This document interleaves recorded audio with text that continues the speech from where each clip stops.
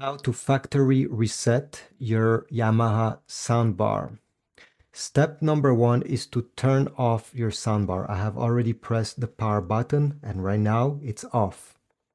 Next, you're gonna look on the top and as you see, this is the volume up button, the speaker with many waves. We need to keep press this button and the power button both at the same time until all the lights on the front flashes. Do not release this button. So let's do it together. I'll try to do it like that. So I'm pressing both of these and I'm waiting. Okay, it's flashing and I can release. The soundbar has been factory resetted.